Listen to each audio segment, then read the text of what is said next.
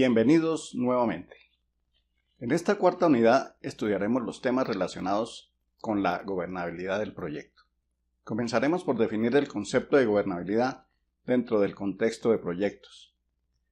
También estudiaremos los roles de los participantes en el proyecto y examinaremos sus responsabilidades. Y finalmente abordaremos los temas y conceptos relacionados con el éxito del proyecto. Veamos el concepto de gobernabilidad del proyecto. La gobernabilidad del proyecto es el nivel de autonomía que se otorga al D1 para gestionar el proyecto.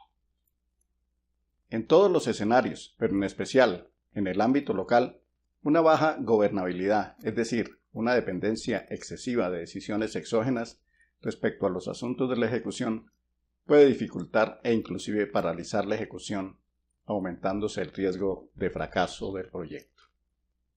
Un D1 profesional debe evaluar si le conviene asumir la responsabilidad de ejecutar un proyecto con poca autonomía y en todo caso debe reflejar esta situación en la matriz de riesgos.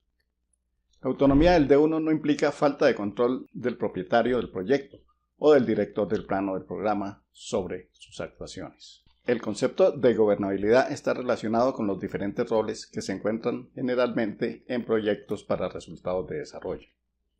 Primero es necesario mencionar que en este curso se asume que la dirección de proyectos para el desarrollo es una profesión o disciplina independiente, por lo cual no se debe confundir el rol del director del proyecto con el rol de un director o responsable técnico, quien aporta y domina los conocimientos propios de su especialidad. Comencemos por el rol del D1. Su rol naturalmente es el de un líder. Es el máximo responsable de la ejecución de proyectos y realiza un importante número de funciones, muchas de las cuales ya reseñamos anteriormente. El segundo rol en esta lista es el de responsable técnico, quien dirige, supervisa y coordina las labores técnicas y las tareas de producción de los entregables. El responsable técnico, bajo la dirección del D1, ejerce las tareas de ingeniero, médico, agrónomo, abogado, o economista o la disciplina profesional que corresponda según la naturaleza del proyecto. Acumular en una sola persona las responsabilidades de la dirección del proyecto junto con las de la dirección técnica no es una práctica recomendada. El ahorro que algunos contratistas pretenden con esta decisión generalmente lleva al efecto contrario. Por lo general, esta decisión, aparte del equivocado supuesto del ahorro, se basa en la influencia del efecto halo, que aquí lo tomamos como la percepción que asume que si una persona es buena para algo, también lo es para todas las demás cosas. O también por la influencia del efecto todero, donde se asume que una persona sabe de todo, puede con todo y tiene tiempo para todo.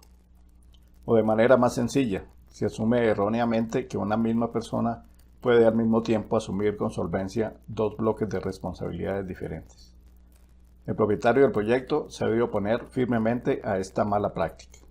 El tercer rol en esta lista es el del monitor del proyecto, quien es el responsable de los sistemas de información del proyecto, es decir, del sistema de monitoreo y comunicaciones del proyecto y del sistema de administración documental del proyecto. En proyectos pequeños y o de bajo presupuesto, posiblemente el rol del monitor lo deba asumir el mismo D1 o se asigna un mismo monitor a varios proyectos. El siguiente rol es el del equipo del proyecto, cuyos miembros son quienes realizan las labores técnicas, operativas y administrativas que son necesarias para la ejecución del proyecto, siempre bajo las órdenes del D1. Pasemos ahora al rol del facilitador, que es la persona delegada por el propietario del proyecto o del programa para impulsar y facilitar la ejecución del proyecto. El facilitador se encarga de realizar las gestiones para que los recursos financieros y otros apoyos lleguen oportunamente al proyecto. El facilitador no es una autoridad ni un intermediario al que haya que consultar o pedir autorizaciones. Finalmente, es importante resaltar que el facilitador hace parte del equipo del propietario o del programa y no del equipo del proyecto. Otro rol es el del propietario del proyecto, que es la entidad, organización o persona natural propietaria del proyecto.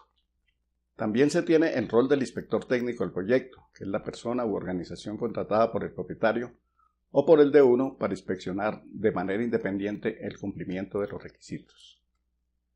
En un proyecto con componentes diversos se requieren diferentes tipos de inspectores para realizar estas labores. Asimismo, hay que mencionar el rol del financiador del proyecto, que es la entidad, organización o persona natural que aporta los recursos para la ejecución del proyecto. Uno de los roles más importantes es el del comité de cambios.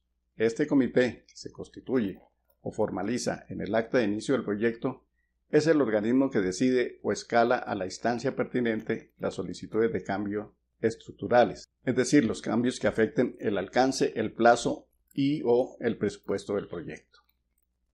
Por otra parte, tenemos el rol de los grupos de involucrados, que está constituido por los beneficiarios directos o indirectos y por grupos o personas involucradas en el proyecto con interés y capacidad para impulsar o para oponerse a la ejecución del proyecto. Finalmente, resaltemos el rol de los proveedores, de cuya correcta selección depende en gran medida el éxito del proyecto. Ya que tenemos definidos los roles de los principales participantes en los proyectos, ahora pasemos a examinar con mayor detalle sus responsabilidades. Es responsabilidad del propietario del proyecto seleccionar proyectos prioritarios para el desarrollo económico y social de la comunidad local, impulsar su concreción, aportar y obtener recursos y comisionar para su ejecución a directores profesionales de proyectos, con el fin de que los esfuerzos y gestiones no se pierdan por una deficiente ejecución. Con respecto al D1 destacamos las siguientes responsabilidades. Ejecutar el proyecto de la manera más fiel y eficiente posible, identificar y gestionar los riesgos, dar instrucciones y documentar al equipo del proyecto, optimizar el uso y desempeño de los recursos, captar apoyos internos y externos para el éxito del proyecto, controlar todas las actividades del proyecto e introducir los cambios operativos que sean necesarios para preservar el equilibrio entre el alcance, el plazo y el presupuesto del proyecto. Recomendar la reformulación, suspensión o cancelación del proyecto cuando así sea necesario. No iniciar proyectos ambiguos, incompletos, inconsistentes o que puedan impactar negativamente en la población o en el medio ambiente. Cimentar una cultura de transparencia, ética, respeto, cooperación y excelencia entre los miembros del equipo del proyecto. Continuamos con las responsabilidades del equipo formulador, que consisten en entregar un proyecto pertinente, específico, detallado, completo, realista, preciso, medible y equilibrado en alcance, plazo y presupuesto, y con las consideraciones ambientales y de género pertinentes. Sigamos con las responsabilidades del equipo evaluador, que debe verificar la viabilidad, pertinencia, coherencia y consistencia del proyecto formulado y su orientación hacia el beneficio de la población y al aumento de la equidad y de las capacidades de las personas y el impacto ambiental y la perspectiva de género.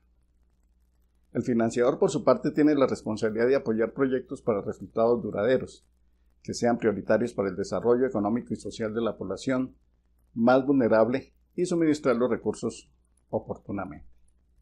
Es importante resaltar también la responsabilidad de la población objetivo, que consiste en su participación activa en las diferentes etapas del desarrollo del proyecto. Finalmente, destaquemos la responsabilidad del monitor del proyecto, quien debe diseñar y gestionar los dos sistemas de información del proyecto.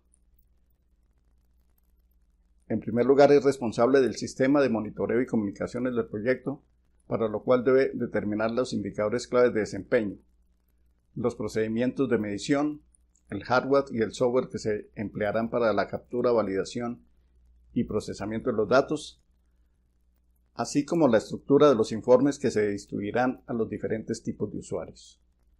Y en segundo lugar, es responsable del sistema de administración documental del proyecto, por medio del cual se garantiza la conservación, actualización, rastreabilidad y distribución de los documentos del proyecto, incluido el propio documento del proyecto, actas de cambio, especificaciones técnicas, términos de referencia, licencias, permisos, contratos, compras, pagos y los demás documentos que hagan parte inicial del proyecto o se generen durante su ejecución. Con respecto a la documentación, el monitor recoge y conserva las versiones obsoletas y se ocupa de que los usuarios dispongan continuamente de las versiones vigentes. El monitor, bajo la dirección del D1, es el responsable de suministrar la información a todos los grupos de involucrados y de preparar los informes intermedios y el informe final del proyecto, incluidas las lecciones aprendidas. Igualmente es el encargado de preparar las justificaciones de los gastos del proyecto y otras justificaciones acordadas con el propietario y los financiadores. Para finalizar esta unidad, veamos los conceptos referentes al éxito del proyecto.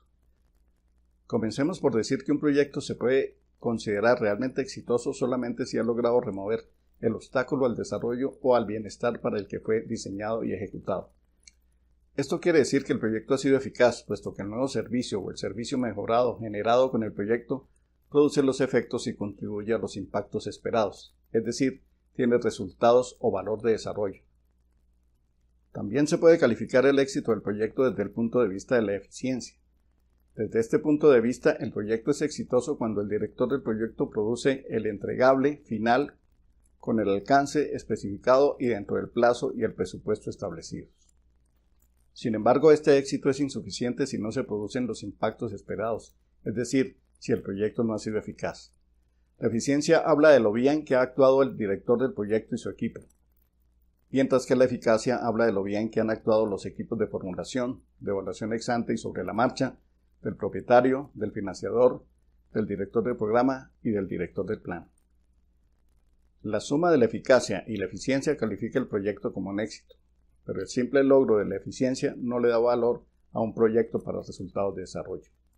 Finalmente, veamos algunas condiciones necesarias para que el proyecto tenga éxito. En primer lugar, se necesita un documento de proyecto completo y consistente orientado a resultados de desarrollo. También es necesario que el proyecto esté basado en supuestos realistas, que la población objetivo esté informada, involucrada y activa, que se haya asignado oportunamente un director profesional de proyectos certificado y un equipo de proyectos idóneo. Igualmente se requiere una planificación y desglose de trabajo adecuados, una gestión por procesos, un flujo de tesorería asegurado y oportuno, un plan de gestión de riesgos y una gestión activa de los riesgos, una actuación transparente y ética de todos los grupos de involucrados y una visión unificada del proyecto por parte de los diferentes grupos de involucrados. Y por último, se requiere contar con un sistema de información y documentación apropiados que permitan el monitoreo y la retroalimentación oportuna del proyecto. Damos por terminada la presentación de la unidad, donde en primer lugar definimos el concepto de gobernabilidad, en segundo lugar estudiamos los roles y responsabilidades de los participantes en el proyecto, y finalmente abordamos los temas y conceptos relacionados con el éxito del proyecto. Gracias por su atención, nos vemos en la siguiente unidad.